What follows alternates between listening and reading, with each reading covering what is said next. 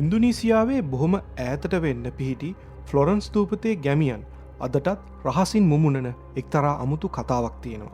ඒ තමන්ගේ ගම්මානවලට රාත්‍රී කාලෙට රිංගන දිගු අත් තියෙන අමුතු විදිහේ කුඩා මිනිස් කොට්ටාශයක් ගැන. ඔවුන් මිනිස්සු වගේමයි. හැබැයි හරි කුඩයි. අඩි 3ක්වත් උස නැති මේ අද්භූත ජීවීන් රාත්‍රියට ගම්මානවලට රිංගලා ගෙවල් වල තියෙන කෑම බීම හොරකම් කරනවා. ඒ විතරක් නෙවෙයි, නිදාගෙන ඉන්න කුඩා දරුවන්ව පවා උස්සගෙන කැලෑවට යනවා. පරම්පරා ගණනාවක් තිස්සේ මේක නිකම්ම නිකන් ජනප්‍රවාදයක්. එහෙමත් නැත්තම් දරුවන්ව බය කරන්න කියපු බොරු කතාවක් විතරක් කියලා තමයි හැමෝම හිතුවේ.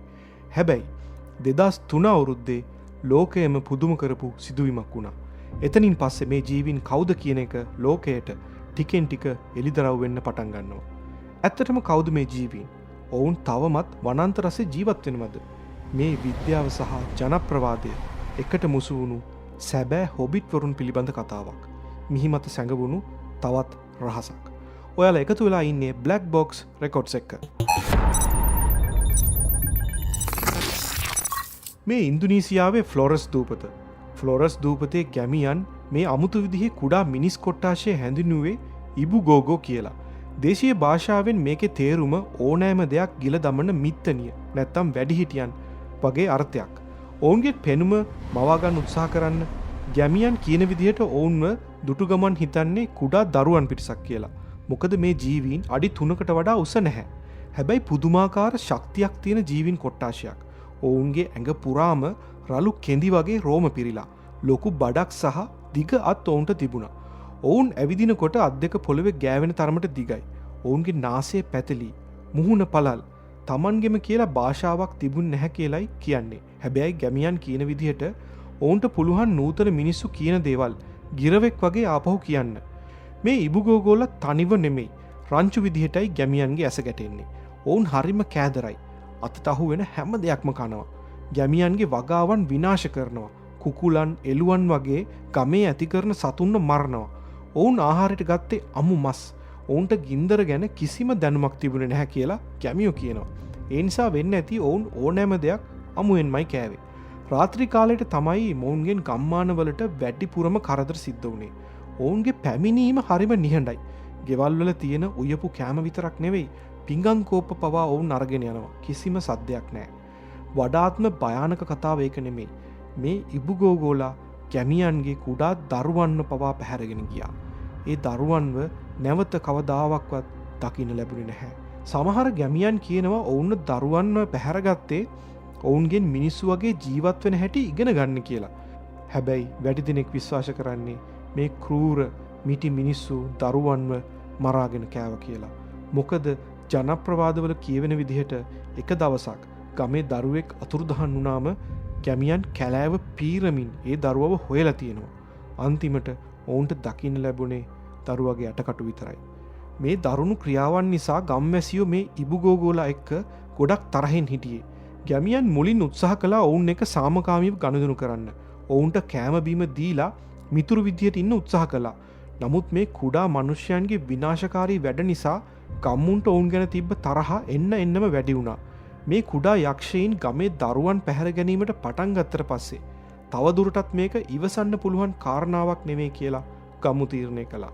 ඔවුන් රැස් වෙලා කතා කළා මේ සම්බන්ධව මොකද්ද කරන්න කියලා. අන්තිමට ඔවුන් තීරණය කළා මේ ජීවීන්ව සහ මුලින්ම විනාශ කරන්න.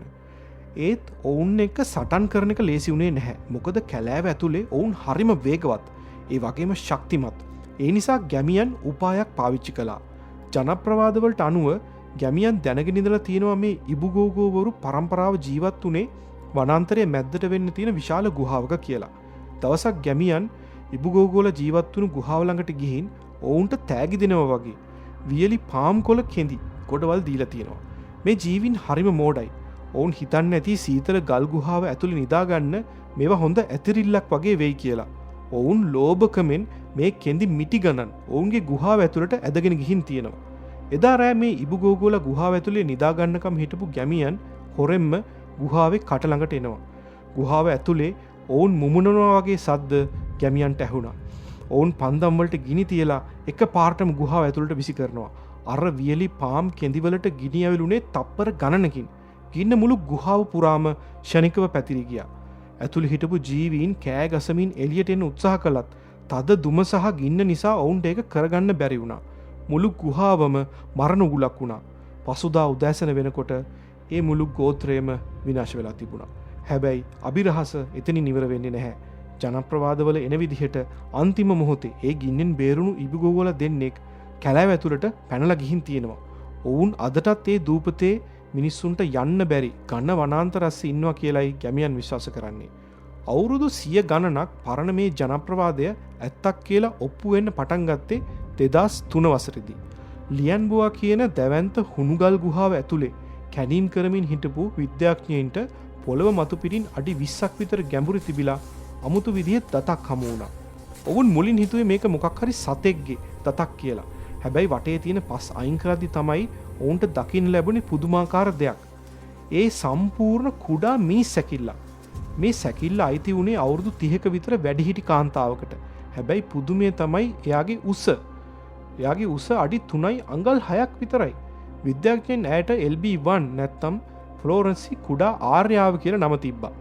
පස්සේ මේ විශේෂය හඳුන්වන්න හෝමෝ ෆ්ලොරන්සියන්ස් කියන විද්‍යාත්මක නම භාවිතා කළා. ඔවුන්ගේ මොළයේ ප්‍රමාණය සාමාන්‍ය මිනිස් මොළයකින් 3න් 1ක ප්‍රමාණයක් තරම් කුඩයි. මේ ගුහාව ඇතුළෙන්ම තවත් එවැනි ජීවීන් විශාල ප්‍රමාණයක ඇටකටු කොටස් හමු වුණා. ඒ කියන්නේ මේක එක්කෙනෙක්ට විතරක් තිබුණු ජානමය ආබාධයක් වගේ දෙයක් නෙවෙයි. මේ වෙනමම මිනිස් කොට්ටාශයක්, මිනිස් විශේෂයක්. ඔවුන්ගේ අත් නූතන මිනිසාට වඩා දිගයි, කකුල් කොටයි. වඩාත්ම පුදුම දේ තමයි ඔවුන්ගේ පාද. ඔවුන්ට තමන්ගේ උසට සාපේක්ෂව ඉතා විශාල පාද තිබුණා. හරියටම කිව්වොත් Lord of the Rings චිත්‍රපටයේ ඉන්න හොබිට්වරු වගේමයි. ඒ නිසාම මේ ජීවීන්ට හොබිට්ස් කියන නම පට බැඳුණා. විද්‍යාඥයින් මේ හොබිට් ඇටකටු කොටස් විශාල ප්‍රමාණයක් පරීක්ෂා කළා. ඒවා ගොඩක් සමාන වුණේ මීට අවුරුදු මිලියන 3කට විතර කලින් ජීවත් වුණු ඔස්ට්‍රලෝපිතකස් කියන ආදි මානවයන්ට. ඒ කියන්නේ මේ හොබිට්වරු අපේ පරිණාමික ගසින් ගොඩක් ඈතට වෙන්නුණු පිරිසක්. මොවුන් කුඩා ගල්ආයුධ භාවිතයෙන් දඩයම් කළා කියලා සාධක මේ ගුහාවෙන් හම්බුණත් කිසිම දවසක ගින්දර භාවිතා කළා කියලා නම් සාධක හම්බුනේ නැහැ. ජනප්‍රවාදවල කියවුණු විදිහටම ඔවුන් මරපු සත්තුන්ගේ මස් අමුෙන්මයි කාලා තියෙන්නේ. ඔවුන් ගින්දර ගැන දැනගෙන ඉඳලා නැහැ. අපේ මුතුන් මිත්තන් වන හෝමෝ සේපියන්ස්ලා මේ දූපතට එන කාල සීමාවේදී මේ කුඩා මානව විශේෂයක් මේ වනාන්තරවල ජීවත් වෙලා තියෙනවා. මොවුන් වඳ වෙලා තියෙන්නේ මීට අවුරුදු 50000කට විතර කලින් වවයි අලුත්ම පරීක්ෂණ වලින් පෙනී යන්නේ. මේ වර්ග දෙකම එකට ජීවත් වුණු කාලෙදී ඔවුන් කෑම සඳහා සහ භූමිය සඳහා ගැටුම් ඇති කරගන්න ඇති. පේන විදිහට පුරාණ ඉන්දුනීසියානු ජනප්‍රවාදවල බොහොමයක් කරුණු ඇත්ත වගේ.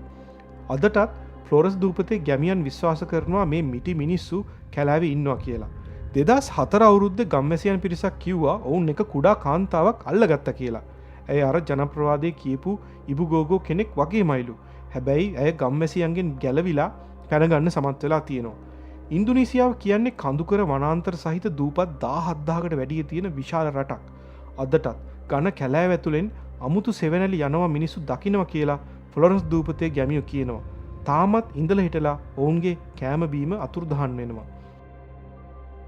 මීට අවුරුදු 50000කට කලින් වඳ වුණු ජීවියෙක් ගැන මේ තරම් නිවැරදි විස්තර ජනප්‍රවාදවල තියෙන්නේ කොහොමද?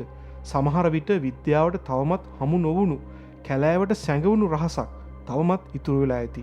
තවත් පුදුමයට කාරණාවක් තමයි මේ ඉබුගෝගෝ කතාවට සමාන කතාවක් අපේ ශ්‍රී ලංකාවෙත් තියෙන එක.